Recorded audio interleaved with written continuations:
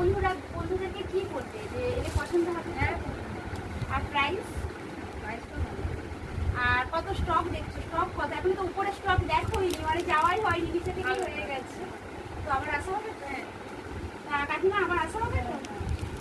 দাদাও আসবে। একদম। Thank you. এরা কোথা থেকে আসা হচ্ছে? চাউল বললাম। চাউল খোলা ফার্স্ট টাইম লাইভ দেখে আসা হয়েছে। আচ্ছা, কালেকশন কেমন লাগলো? পছন্দ হয়েছে তো? তা অন্যান্য বন্ধুদেরকে কি বলবে যে এটা পছন্দ হবে? আর প্রাইস তো ভালো।